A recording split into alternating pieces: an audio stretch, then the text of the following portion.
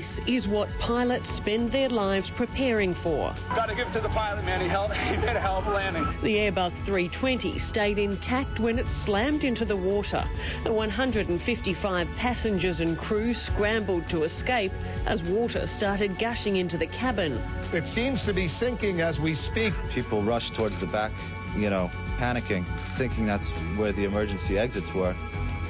And as the plane got heavier in the back because of all the weight of the people, the water came up.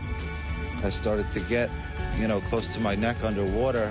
26-year-old Perth singer Emma Safina was among the last to be rescued. As I jumped out of the plane, I was standing on the wing and my feet were in water and it was rising, not quickly, but it was rising. She thought she was going to die. In that moment, I really had a peace and I thought, well, if I'm to go, then it's my time now. Former Prime Minister John Howard has just been presented with America's highest civilian honour. A delicate touch for an old friend. Relations between the two countries were never closer. He's a man of honesty and moral clarity. He can make a decision. He can defend it. And he stands his ground. That's why I called him a man of steel. In his final days in office, George W. Bush rewarded his staunchest allies in the war on terror. In the character of John Winston Howard, we see that fine Australian spirit of standing by your mates. At least 11 people have been killed in the worst flooding to hit Fiji in half a century. There was water, people actually swimming in the streets. There was water up to their shoulders. They said if we hadn't gone this morning, we wouldn't have got out. The winds are picking up and they reckon it's going to be the worst they've ever seen.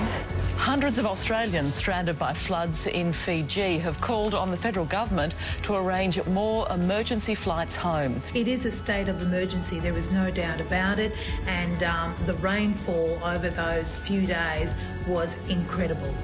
It's a real tragedy. There's a lot of houses that are damaged and people without homes. This is the point that I want to step off.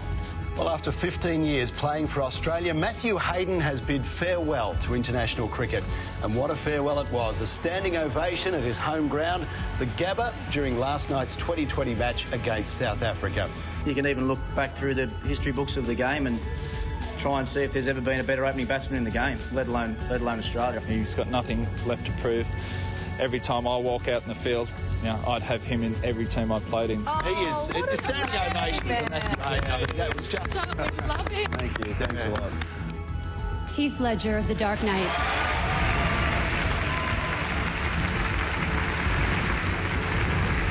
That was, for us, the hardest thing. Yeah, having people stand there and clapping was just amazing. That's the heart-wrenching part of the whole thing. I just wish he were here to experience this and to talk to the fans and talk to you guys.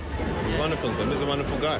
He will be eternally missed, but he will never be forgotten. Sunrise with Fifi Box joining the team tomorrow.